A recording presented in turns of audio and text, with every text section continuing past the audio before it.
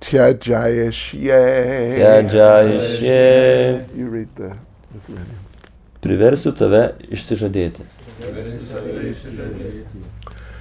Abidhanam. Vardo. Me. Mano. Yat. Kuris. Tvaya. Tavim. Agya. O kvaily. Mrisha. Melagingai. Dritam. Pasisavintas. Vrajami. Aš eisiu. Sharanam. Prieglobsčio. Te. Tavo. Adya. Šiandien. Yadi. Jeigu. Na ichchami. Netrokštų. Samyugam. Mūšio. Translation. O fool, now I shall make you renounce my name, which you have falsely assumed, and I will certainly take shelter of you if I do not wish to fight you.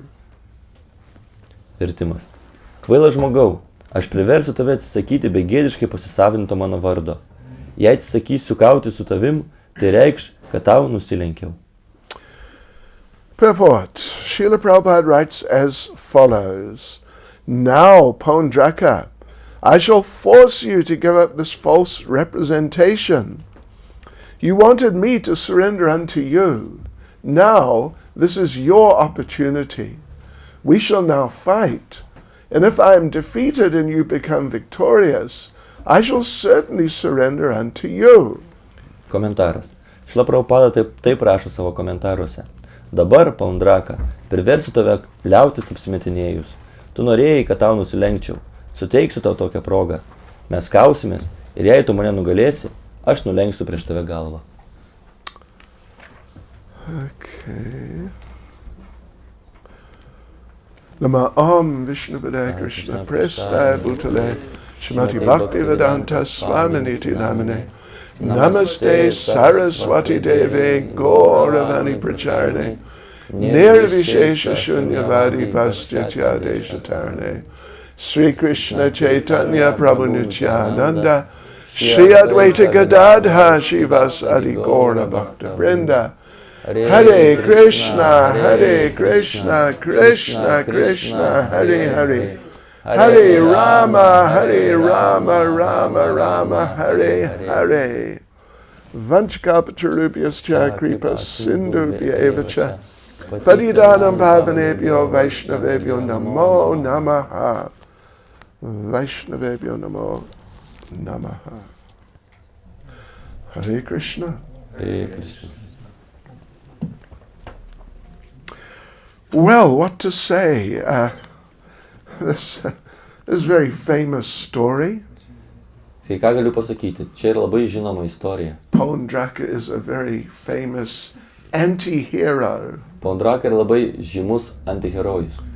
And, you know, Prabhupada has been in a couple of places. He's been, well, Prabhupada, but Krishna book, Prabhupada in Krishna book has been quoted in regard to how Krishna, how it's not appreciated if someone claims to be God. Prabhupada yra dažnai cituojamas, kaip jisai iš Krishna buko, kaip nieko gero, kas nors apsimetinėja ir sako, esas Dievas. Of course, if you are God, that's fine. Žinoma, jeigu tu esi Dievas, tada yra gerai. But if you're not, it's a problem. Bet jeigu tu nesi, tai čia problema. And Prabhupada made some interesting comments, sort of historical, you could say, comments. Prabhupada padarė kelis istorinius komentarus, galima sakyti. Previously in India, it used to actually be illegal to claim you were God. Anksčiau Indijoje buvo nelegalu teigti, kad tu esi Dievas. like we said, unless you were God. If you were God, you could say you're God. It's all right. Jeigu tu nesi Dievas, jeigu tu esi Dievas, tai gali taip sakyti. And you know, there's the story, famous story from Bhaktivinoda Thakur's life of, what was his name? Yra žinoma istorija iš Bhaktivinoda Thakuros gyvenimo. What was the name of that one? He was claiming to be God. What's it? Vishakishan. Vishakishan was claiming to be God, and Bhaktivinoda Thakur arrested him for that crime. Taigi Bhaktivinoda Thakuro laikais Vishakishešas reiškia teigia, kad esas Dievas ir Bhaktivinoda Thakurą suėmė jį už tai, nes tai buvo nusikaltimas. Yes, you're breaking the law by claiming to be God. Jūs pažeidinėjate įstatymus, bet teigiate, kad jūs esate Dievas. Of course, he was doing other things too. I mean, Vishakishan, he was inciting people to rebel against the British rule. Taigi tas Vishakishanas išdarė kitus blogus dalykus. Jisai reiškia įkvėpinėjo žmonės sukilti prieš Britų valdymą.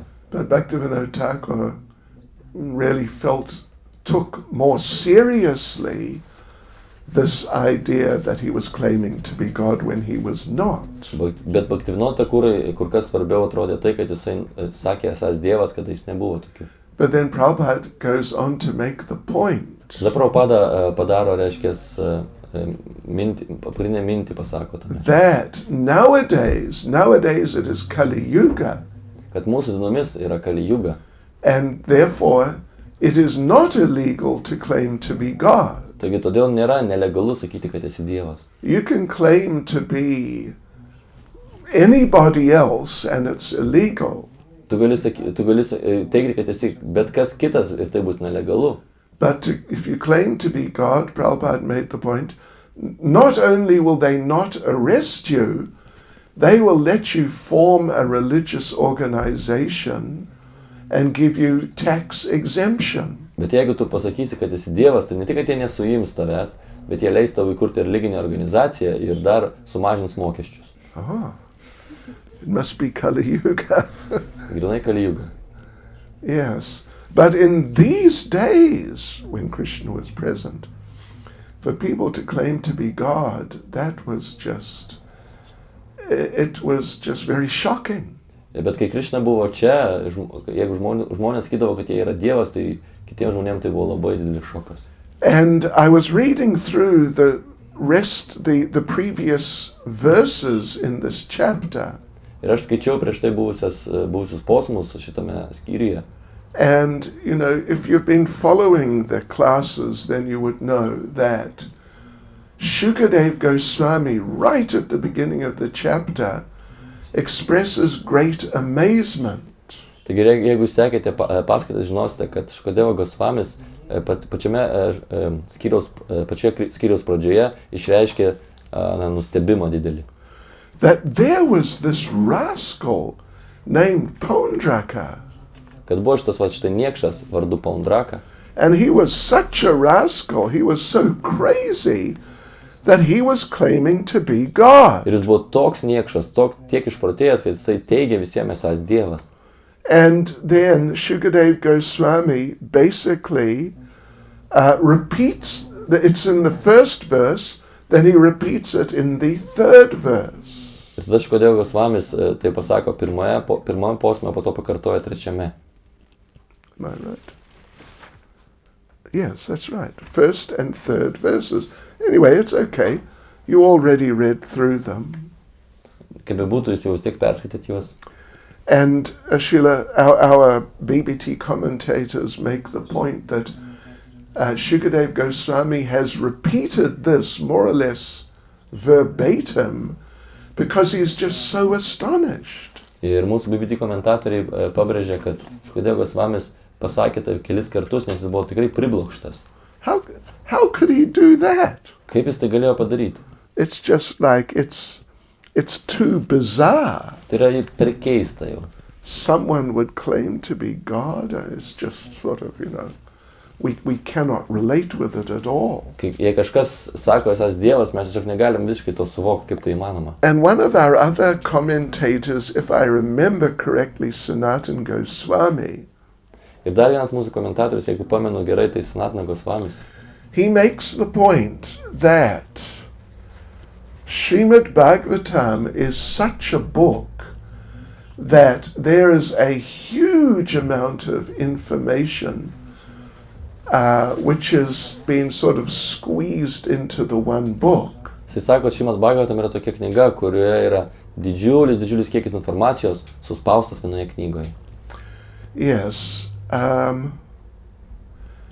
It's like the same principle as Bhagavad Gita. Tai toks pat principas kaip Bhagavad Gita. But in Bhagavad Gita, all the main processes which have been presented in all the Vedic scriptures, all of them are basically reviewed very briefly. Kaip Bhagavad Gitoje visi procesai, kurie yra aprašyti vedinėse šventraščiuose, Bhagavad Gitoje reiškia apžvelgti labai trumpai ir greitai. Just a few verses on each, really. Tiesiog prie kiekvieno po kelis posmus. Yeah. So he makes a similar point in these purports regarding the Bhagavatam. Taigi šiuose komentaruose panašiai pamini ir Bhagavatam. You might find it interesting. Gal jums tai bus įdomu.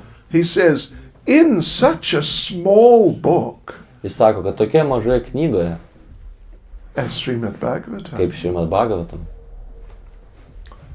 to find a verse which is repeated is very unusual.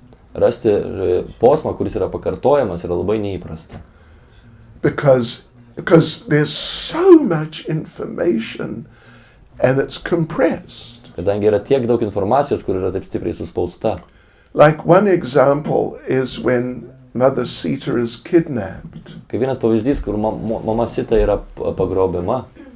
When Mother Sita is kidnapped, as described in the 10th chapter of the 9th canto, Kur mama Sita yra pagrobiama, kaip yra apibūdinama 10 skyriuje 9 giesmės. there is a verse or two, or not more than 3, but maybe just 1 or 2, in which Lord Ram's lamentation is described. Yra viena, dvi, gal 3 šlokos, nedaugiau 3, gal ir 1 ir 2, yra posmai, kur aprašytas yra viešpaties Ramos, reiškia, sielvartavimas.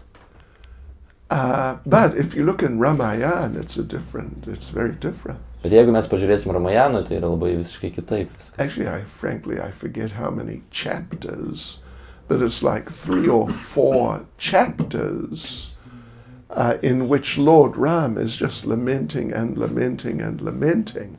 Ten yra 3 ar 4, aš tiksliai nepamenu, netgi skyriai, kuriuose yra prašomas viešpaties Ramos sielvartavimas. Yeah, because Lord Ram was so upset. Nes viešpats Ramo buvo toks nuliūdęs. Yeah. It's not mentioned in the Bhagavatam, but in Ramayana, he threatens to destroy the universe. Ramajano yra aprašoma, kad jisai gazina, kad sunaikins visatą. Yeah, and it just goes on and on. It might even be as much as 5 chapters. Ir tai tęsiasi, gal netgi kokius 5 skyrius.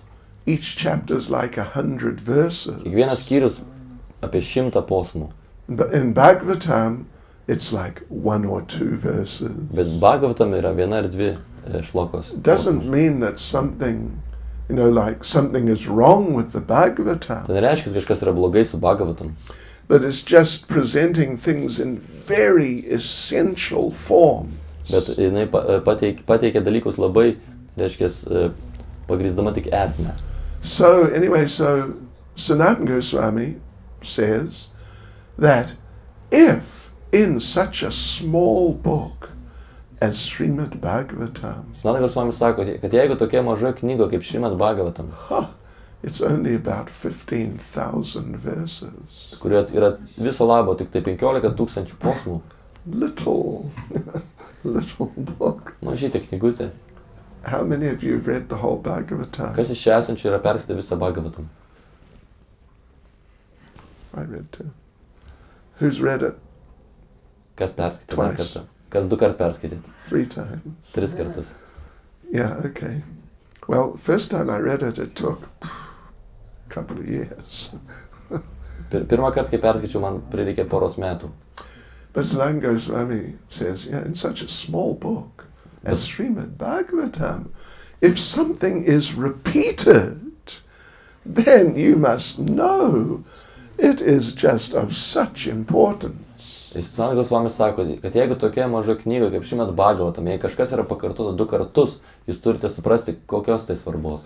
Right. And similarly, in Bhagavad Gita, there are a few verses or a few points which are repeated. Taip pat Bhagavad Gita yra keli posmai arba keli momentai, kurie yra pakartoti. Like last night we read from the 14th chapter. Kaip vakar vakare mes skaitėme iš 14 skyriaus. The description of the advanced devotee. Aprašymą pažengusio atsidavusio.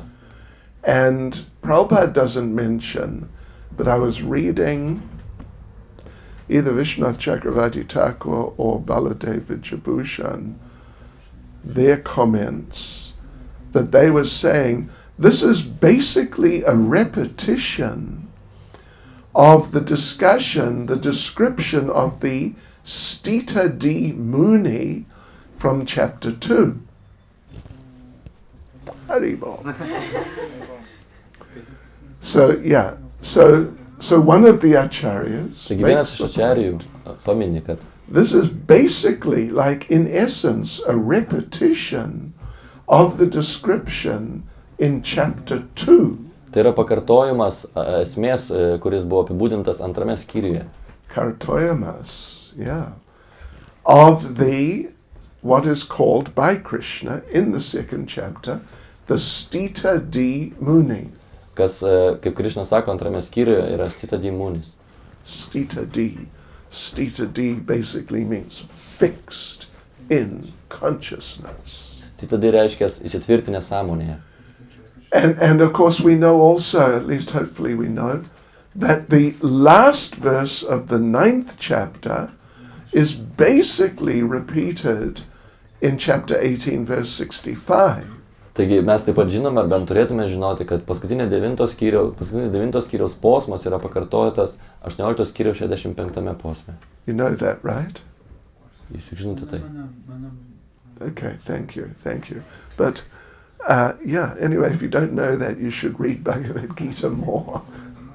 Na, jeigu jūs to nežinote, turėtumėt Bhagavad Gita daugiau paskaityti. And then, like there's a verse in, don't know, it's, what is it, 3rd chapter? How you must do your duty. Ir 3 skyriuje yra posmas, kuria teigiama, kad jūs turite atlikti savo pareigą. If you don't do your duty voluntarily, in due course you'll be forced to do it by your nature. Jeigu jūs savanoriškai nenorėsite atlikti savo pareigos, tai laiku bėgant jūs būsite priversti tai padaryti savo prigimties. That verse is almost literally repeated as it is in the 18th chapter. Ir šitas posmas yra praktiškai tiesiogiai pakartotas toks pat, koks yra 18 skyriuje. Yes, and that's a really small book. It's only 700 verses. O tai yra ypač maža knyga, kurioje yra 700 posmų. It's just, it's only 1,000 pages. Tik tai 1000 puslapių. Talk about a small book. Kalbant apie mažą knygą. Bhagavatam's a small book. It's, I don't know, well over 10,000 pages. Bhagavatam yra maža knyga, kurioje yra virš 10,000 puslapių. There's another verse which is repeated in Srimad Bhagavatam. Yra dar vienas posmas, kuris yra pakartotas Bhagavatam. It's the verse. Anyway, what is that now? It's the verse which is saying that the association is talking about the association of devotees. Tai yra posmas, kuriame kalbama apie bendravimą atsidavusiųjų. And that Anyway, there's a verse that's repeated, 4th canto and 8th canto. Taigi yra posmas, kuris yra pakartotas 4 ir 8 giesmėse. Verbatim, there's maybe one or two words different. Jie beveik vienodi, yra tik tai 1 ar 2 žodžiai, kurie skiriasi. And it's emphasizing the association of pure devotees. Ten yra pabrėžiama tyrų atsidavusių bendravimą. You know that verse? Ar žinote šitą posmą? I'd have to look it up anyway. So, but the point is that in this particular regard here, the point is that it was so unusual in those days for people to claim to be God. Pagrindinis momentas ta, kad tais laikais buvo taip keista ir neįprasta, jei kas nors teigia esąs Dievas. Nowadays it's not so rare. Mūsų dienomis tai nėra taip reta. At least particularly in India, it's very common. Bet ypač Indijoje tai labai įprastas dalykas. And in India, well, Prabhupada makes the point in Chaitanya Charitamrita. Prabhupada Chaitanya Charitamritoj pabrėžia. Srila Prabhupada makes the point that it is very, what would you say?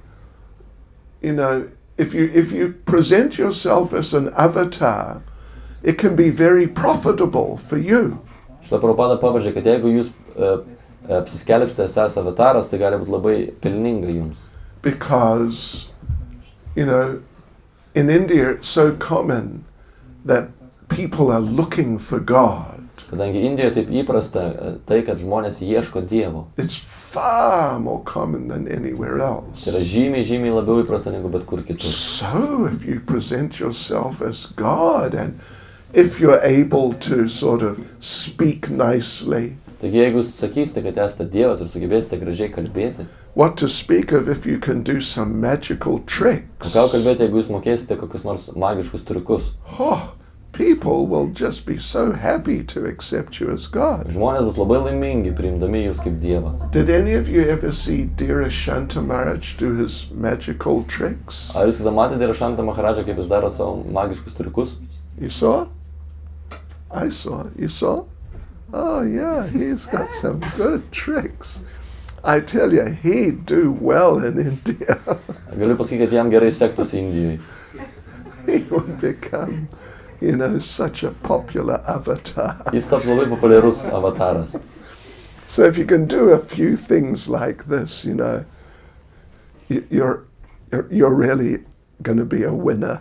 Jeigu kažką tokio panašaus mokate, tikrai jums pasiseks ten. Shri Shri Nitai Gaura Chandra Ki Jai. Yeah. And so you'll get many followers. Taigi jūs gausite daug pasekėjų.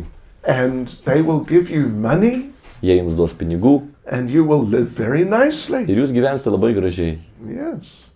But you have to be expert enough. Bet jūs turite būti pakankamai ekspertas. It's a very competitive field. Nes tai yra labai konkurencingas rytis. Yes. And if you just haven't got the charisma or, you know, you're not so good at speaking sweetly. Ir jeigu jūs neturite pakankamai karizmos arba nemokite pakankamai saldžiai ir gražiai kalbėti. Or if your hair is not long enough. Arba jeigu su plaukai nėra pakankamai ilgi. Yeah, you know. And your beard is not nice enough. Ir barzda nepakankamai graži. And if your magical tricks are not good enough. Ir jeigu jūsų magiški triukai nėra pakankamai geri. Then you'll get rejected. Jūs tiesiog atmes. So it's very competitive. Taigi labai konkurencingas rytis. And Prabhupada makes the point that because there's so many and it's such a big competition, so quite a few of them cannot become successful avatars. Taigi, kadangi tai yra tokia konkurencinga sritis, tai Prabhupada pabrėžia, kad visai nemažai jų netampa sėkmingais avatarais. So Prabhupada says in Chaitanya Charitamrita that therefore in some cities in India, Taigi Chaitanya Charitamrita Prabhupada sako, kad dėl tos priežasties kai kuriuose Indijos miestuose you will find unemployed avatars loitering on every street corner. jūs rasite bedarbius avatarus, reiškia, besibastančius kiekvienos gatvės pakampiuose. Haribol. So, you don't find it in Lithuania. Lietuvoje to nepamatysi. You get a few in Russia. Keli yra Rusijoje tiesa. I'm not saying there's something wrong with the Russians, but Nesakau, kad kažkas blogai su rusais. well, there's many things wrong with the Russians. But anyway, Yra keli dalykai, daug dalykų, kas negerai su rusais, bet nesvarbu. don't worry about it too much. Nepergyvenkit dėl to per daug.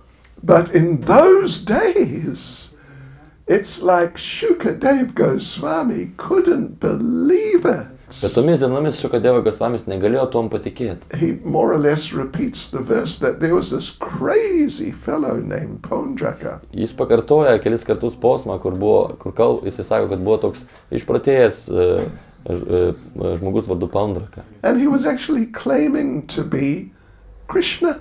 Ir jis teigia esąs Krishna. What on earth is going on? Kas čia vyksta po galais? Sure. Yeah. So, okay, so, like Krishna fought many demons. Tai Krishna kovojo su daug demonų. Prabhupada describes just in the last chapter or last couple of chapters in the 10th canto, which he translated and commented on. Prabhupada paminė paskutinėme ar keliose paskutiniuose 10 giesmės skyriuose, kuriuos jisai išvertė ir komentavo. Prabhupada makes the point there. He's talking about Krishna killing the demons in Vrindavan. Prabhupada pabrėžė ten, jis kalba apie Krishnos, taip, kad Krishna žudė demonus Vrindavane. And Prabhupada explains that every day when Krishna was herding the cows, at least 2 demons would come. Ir Prabhupada pabrėžė, kad kiekvieną dieną, kai Krishna ganydavo karvės, minimum bent jau 2 demonai ateidavo. One would come sort of like midday, 12:30. Vienas iš jų ateidavo vidurdienį, maždaug 12:30.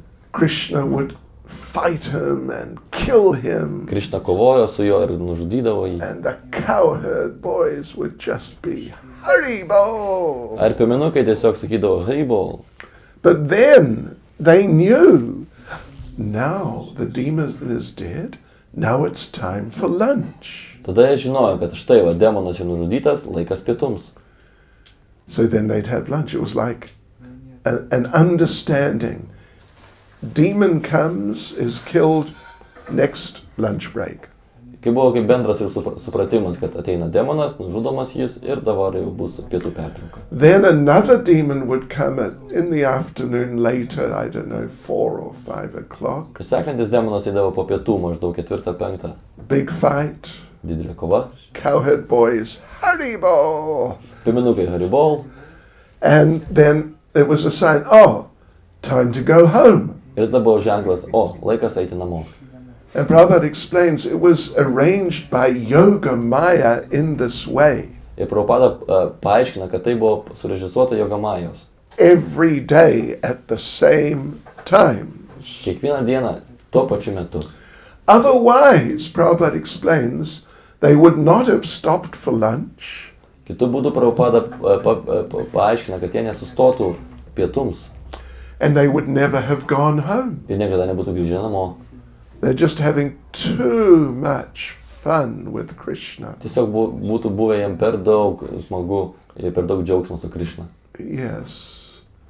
And even on some occasions, a demon would come, a third demon, early in the morning. Ir kartais trečias demonas ateidavo anksti ryte. Vyomasura came early in the morning. Vyomasura atėjo anksti ryte. It was unusual, a bit unusual. Buvo truputį neįprasta. Normally there'd be a lunchtime demon and a late afternoon going home time demon. Įprastai būdavo pietų meto demonas ir truputį po pietų ėjimo namo metu demonas. Every day. Kiekvieną dieną. Every single day. So, yeah, okay. So you got all these demons, means there were thousands of them. Taigi tai buvo tiek demonų, reiškia, kad tai buvo tūkstančiai jų. None of them claimed to be God. Nei vienas šių neteigė esąs Dievas. Yeah. They were big, powerful demons. Jie buvo dideli galingi demonai. Putina was a big, powerful mataji. buvo labai didelė galinga matadži. She was, what was she? She was, I think 12 kilometers tall. Man atrodo, jie buvo 12 km ūgio And she just looked like a monster. ir atrodė kaip monstras. She made, Frankenstein look like, just a little boy, sort of funny little boy. Frankensteinas šalia jos atrodytų kaip juokingas mažas berniukas. She was just unbelievable. Ji buvo neįtikėtinai baisi. But she didn't claim to be God. Bet vis tiek neteigė, kad buvo Dievas. It's only Pondraka who's claiming to be God. Tik tai Pondraka teigia, kad jis yra Dievas. So for Krishna to have to fight a demon, that's not unusual. Taigi, kad Krishna kovotų demonų visai nėra neįprasta. But for someone to come and confront Krishna and tell him, listen, I'm God and you are not. Bet jei kas nors ateina ir pasako Krishnai, paklausyk, aš esu Dievas, o tu ne. That was just too unusual. Tai buvo per daug neįprasta. A sort of related situation was there at the beginning or just before the beginning of the Brahma Vimohana Lila. Brahmana Vimohana Lilos pradžioje buvo panaši situacija. All the Brijbasis were just so dedicated to Krishna. Visi Brijbasiai buvo taip atsidavę Krishnai. Normally, they were just dealing with him like one of the village boys. Įprastai jie su juo elgėsi kaip su dar vienu kaimo berniuku. Very special village boy, but still a village boy. Labai ypatingų kaimo berniuku, bet vis tiek kaimo berniuku. However, occasionally Krishna would do something so superhuman that they would get the idea, wow, maybe he's God. Bet kaip bebūtų, kartais Krishna atlikdavo kažką tokio antžmogiško, kad jie pagalvodavo trumpai, gal Krishna yra Dievas. It didn't happen often. Tai nenutikdavo dažnai. But it did happen sometime. Bet kartais taip įvykdavo. Mother Yashoda looked in, when Lord Balaram accused Krishna of eating dirt, Mother Yashoda looked in Krishna's mouth. Kai viešpats Balarama apkaltino, kad Krishna valgė purvą, mama Jašoda pažiūrėjo jam į burnytę. And she didn't see any dirt. Ir ji ten nepamatė jokio purvo. She saw the whole universe. Ji pamatė visą visatą. And then something happened. It was like, wow, he must be God. Ir pas ją atėjo mintis, kad, wow, jis turbūt yra Dievas. Because Garga Muni at the name-giving ceremony had not exactly said that he was God. Nes Gargamunis per vardo įteikimo ceremoniją ne visai tiksliai pasakė, kad jis Dievas, but maybe a demigod. Bet galbūt pusdievis. And he will be extraordinary, something like Narayan. Jis bus išskirtinis, kažkas kaip Narayana. So, everyone was aware of these statements from Garga Muni. Taigi visiems liko šitie Gargamunio teiginiai. So sometimes when Krishna would do something superhuman, these thoughts would come back to them. Taigi kartais Krishna kažką atlikdavo labai antžmogiško, šitos mintis sugrįždavo žmonėms.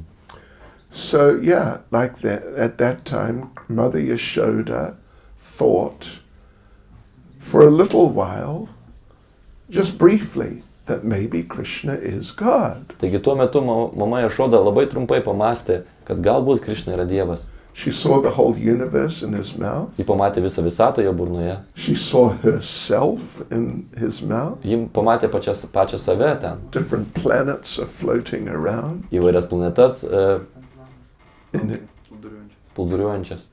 In his mouth. Jo burnoje. And she felt he was God. Ir ji pajuto, kad jis yra Dievas. But then she started looking in his beautiful little child's eyes. Bet tada jinai pradėjo žiūrėti jo gražias, vaikiškas akutes. And her attraction to him as her little child started coming up again. Ir jos potraukis jam kaip savo mažam vaikui vėl grįžinėjo. And she went through a stage of having both ideas that he's my son and he's also possibly God. Ir taip pat jinai praėjo per būseną, kada abi idėjos, kad jis yra mano sūnus ir greičiausiai Dievas. And just before she forgot about him possibly being God, Ir tik tai prieš pamirštant, kad jis galbūt yra Dievas, she thought, I am a very fortunate woman. ji pamastė, žinote, aš labai sėkminga moteris. How many women have God for their child? Kiek daug moterų turi Dievą savo sūnumi. Oh, it's really nice. Tikrai puiku. I'm just really happy. Aš labai laiminga. And then she forgot that he is God. Ir tada jinai pamiršo, kad jis yra Dievas. Yes. So, like this. So what we were saying though about Lord Brahma, Taigi jis kalbėjo apie viešpatį Bramą. sometimes he was watching what was going on in Vraja, and he would see that sometimes some of the Brijbasis would think he was God, Krishna was God. Tik viešpats Bramas stebėjo, kas vyksta Vrindavan, ir jis pastebėdavo, kad kartais kai kurie Vridžabasiai trumpam pamastydavo, kad Krishna yra Dievas. And Brahma took it so seriously. Ir Brahma tai taip stipriai ir rimtai priėmė, He personally intervened. kad jis asmeniškai įsikišo. Here's someone who people are wrongly thinking is God. Kad jis pasakė, kad čia yra kai kas, apie kurį žmonės neteisingai galvoja esą Dievu. So even though I am the creator of the whole universe, Ir nors aš esu visos visatos kūrėjas, I got so many big things to do. aš turiu tiek daug svarbių dalykų padaryti. This is so bad. Tai yra taip blogai. He intervened. Jis įsikišo, He came down. jis nusileido. And to teach Krishna a lesson, he stole all the cows, and the cowherd boys. Ir pamokyti Krišną jis pavogė visus veršelius, karves ir piemenukus. Yes. Just to address this point, that here is someone who is not God, he thought, but people are claiming he's God. Tik pabrėžti tai, kad čia yra kai kas, kas nėra Dievas, kaip jisai manė, bet žmonės laiko jį Dievu. So like this, we get some perspective on just how extreme it is if people promote themselves as God or let themselves be promoted as God. Taigi tokiu būdu mes galime suprasti, kaip tai yra stipru ir neįtikėtina, jeigu kas nors teigia esąs Dievas arba leidžia kitiem mąstyti apie juos, kad jie yra Dievas. It's very serious offense. Tai yra labai labai rimtas įžeidimas. And therefore Krishna now, you're going to read tomorrow actually. Ir jūs rytoj pasakysite, kad Krišna, I shouldn't spoil the fun. aš gal should I? nesugadinsiu to viso malonumo jums. But Krishna says, okay, listen, you want my 4 traditional symbols, Ir Krišna sako, tu nori mano 4 tradicinių simbolių, lotus, club, lotusas, vėzdas, the chakra, čakra, and what's the other one? Huh? Oh, and the conch. kriauklė. Okay, sure, you can have them. Žinoma, gali juos turėti. Beginning with the chakra. Pradedam nuo čakros, But you will have to catch it. bet tu turėsi ją pasigauti. And of course, Pondraka thought, no problem, just let me have the chakra. Ir žinoma, Pandraga pagalvojo, jokių bėdų, duok man ją. And Krishna said, yeah, okay, you got to catch it though. Jis sakė, gerai, bet tu ją pasigauk. And that was the end of Pondraka. Ir tai buvo Pandrakas pabaiga. He would not have made the Indian cricket team. Jis nebūtų patekęs į Indijos kriketo komandą, You got to be able to catch it. nes negalėjo to pagauti. So he couldn't catch it and his head got cut off. Taigi jo galva nusirito. And how do you say goodbye in Lithuanian? Ir kaip Gero. Huh? Viso gero. Visagaro Pondraka. viso gero, Pandraka. Visagara. Whoa. Yeah. Hare Krishna. Hare Krishna. Srila Prabhupada Ki. Jai. Okay. Is there one question or comment? Ar gal būtų vienas klausimas ar komentaras? Mataji, she's senior. Yes. Kokia Paundrakos išvaizda buvo, kokią formą jisai priėmė. What form did he have? How did Pandraga look like? He looked like Krishna. Jis atrodė kaip Krišna. His skin, he prayed to Lord Shiva and got a blessing that he would look like Krishna. Jis meldėsi viešpačiui Krišną ir gavo palaiminius, kad viešpačiui Šivą ir gavo palaiminius, kad atrodytų kaip viešpats Krišna. So he was sort of blackish blue in color. Taigi jis buvo tokios Krišnos spalvos. But he didn't have 4 arms. Bet jis neturėjo 4 rankų. So he somehow or other, some arrangement was made that an extra 2 arms became attached. Taigi vienaip ar kitaip jisai prisikabino 2 papildomas rankas. Oh yeah. Oh, he took himself very Jis seriously. labai rimtai žiūrėjo į save. Hare Krishna. Hare Krishna. Srila Prabhupada ki. Jai.